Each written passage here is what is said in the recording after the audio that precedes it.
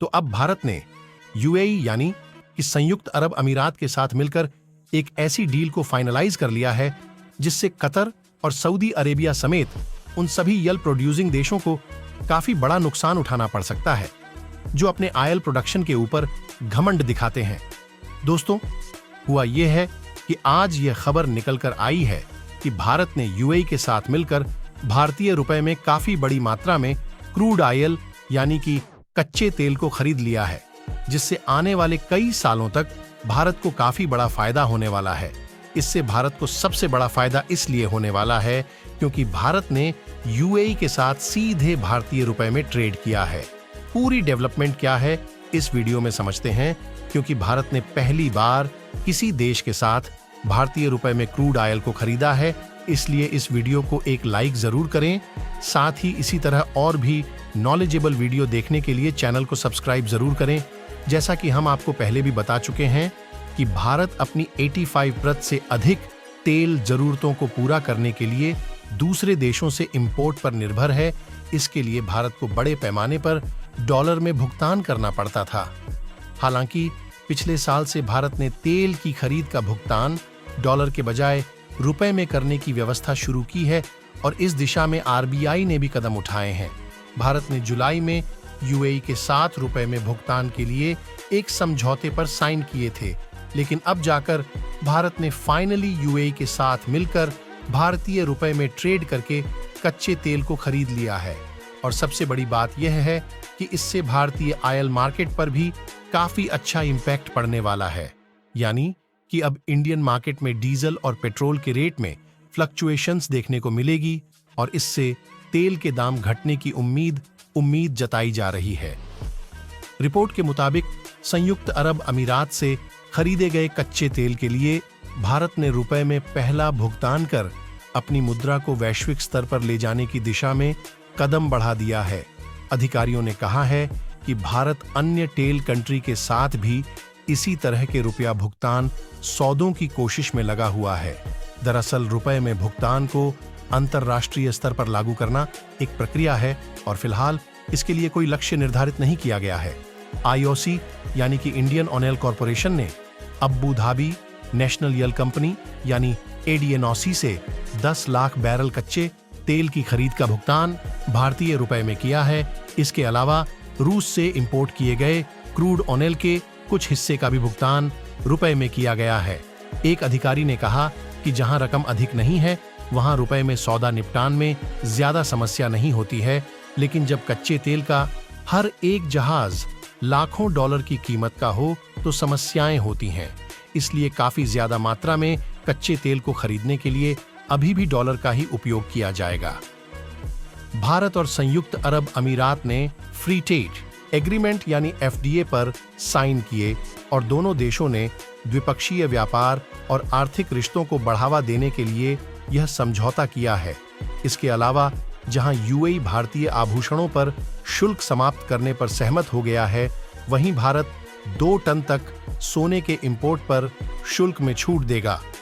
अगर भारत से यूएई को होने वाले एक्सपोर्ट की बात की जाए तो इस साल भारत ने यूएई को $700 से अधिक के इलेक्ट्रॉनिक सामान एक्सपोर्ट किए हैं, जिसमें टेलीविजन, कंप्यूटर, साउंड रिकॉर्डर और बहुत से आइटम शामिल है। इसके अलावा भारत यूएई को कपड़ा, ब्यूटी प्रोडक्ट और फूड आइटम जैसी चीजें एक्सपोर्ट करता है, जिससे भारत को काफी ज्यादा लाभ होता है। भारत 2026 से 27 तक यूएई को अपना कुल एक्सपोर्ट बढ़ाकर $50 अरब कर सकता है। इस समय यूएई को एक्सपोर्ट होने वाले आइटम की कीमत $30 अरब है। इसके अलावा भी भारत की मैन्युफैक्चरिंग इंडस्ट्री को काफी बड़ा फायदा होने वाला है, क्योंकि पाकिस्तान अब सेकेंड हैंड ट्रैक्टर्स इंपोर्ट करेगा। कमाल की बात यह है कि सेकेंड हैंड ट्रैक्टर्स आएंगे तो ईरान से, लेकिन इंडिया का भी काफी बड़ा हाथ होगा। कहने का मतलब यह है कि भारतीय ट्रैक्टर्स ईरान से होते हुए पाकिस्तान पहुंचेंगे और पाकिस्तानी किसान ईरान से मंगवाए हुए भारतीय ट्रैक्टर्स का इस्तेमाल करेंगे। आपको बता दें कि पाकिस्तान में ट्रैक्टर्स का प्रोडक्शन अब लगभग पूरी तरीके से बंद हो चुका है।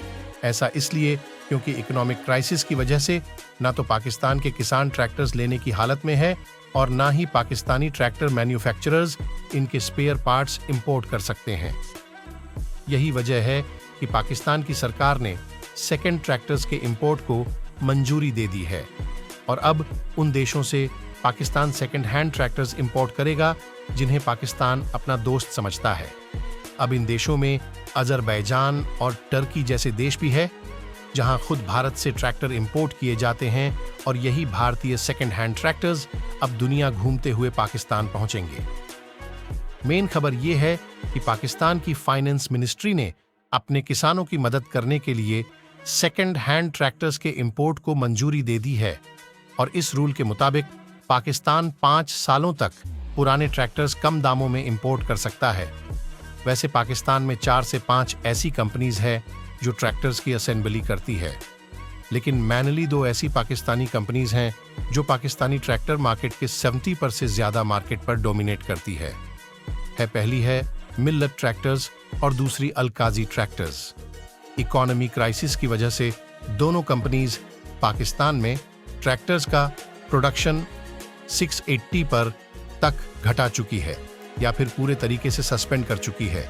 यही वजह है कि पाकिस्तान में नए ट्रैक्टर खरीदने तक में दिक्कतें आ रही हैं क्योंकि लिमिटेड सप्लाई की वजह से पाकिस्तान में ट्रैक्टर्स के रेट कई गुना बढ़ चुके हैं और ज्यादातर किसान अभी ट्रैक्टर्स अफोर्ड नहीं कर सकते। ट्रैक्टर्स की कीमतों को कम करने के लिए ही पाकिस्तानी सरकार सेकंड हैंड ट्रैक्टर्स इंपोर्ट करने के लिए राजी हुई है और अब यह मैनली ईरान से इंपोर्ट किए जा रहे हैं। अब कमाल की बात सुनिए, ईरान की सबसे बड़ी ट्रैक्टर मैन्युफैक्चरिंग कंपनी का नाम है ITMCO यानी कि Iran tractor manufacturing company. Sales के मामले में ITMCO का शेयर ईरान में 80% से ज्यादा है। आपको बता दें कि ITMCO आज की डेट में ईरान की सबसे बड़ी ट्रैक्टर मैन्युफैक्चरिंग कंपनी है और मजेदार बात यह है कि कंपनी में महिंद्र का भी 20% शेयर है। ITMCO अभी भी जिन ट्रैक्टर्स को प्रोड्यूस करती है उनमें ज्यादातर स्पेयर पार्ट्स भारत से इंपोर्ट किए जाते हैं और एक्सपोर्टर कंपनी है और भारत में बने ट्रैक्टर्स ईरान समेत अफगानिस्तान, इराक, अजरबैजान और तुर्कमेनिस्तान जैसे देशों को एक्सपोर्ट होते हैं। खास बात यह है कि यह सभी वह देश है जिनके ट्रेड रिलेशंस पाकिस्तान के साथ अच्छे खासे हैं और कोइंसिडेंटली इन देशों में महिंद्र ट्रैक्टर्स की भी अच्छी खासी प्रेजेंस है। मतलब अगर पाकिस्तान इनमें से किसी भी देश से सेकंड हैंड ट्रैक्टर्स इंपोर्ट करता है तो उसके चांसेस है कि महिंद्र के भारत में बने ट्रैक्टर्स पाकिस्तान पहुंच सकते हैं। अब जाहिर तौर पर पाकिस्तान खुलेआम तो इस बात को नहीं मानेगा, पर खुद पाकिस्तान के पास भारत के अलावा कम ही ऐसे ऑप्शंस हैं जहां से पाकिस्तान अपनी ट्रैक्टर्स की डिमांड को पूरा कर सकता है। बाकी अगर आप लोग ये वीडियो देख रहे हैं तो कमेंट में अपनी राय जरूर बताइए कि क्या भारत को अन्य देशों के साथ गैस एंड ऑयल की डील को रुपए में फाइनलाइज करना चाहिए या फिर डॉलर में। यदि आप लोग भी भारत के इस महान कारनामे से प्रसन्न हैं तो इस वीडियो को एक लाइक जरूर करें, साथ ही अपने मित्रों तक इस वीडियो को शेयर करें और भी इसी तरह वीडियो देखने के लिए चैनल को सब्सक्राइब जरूर करें।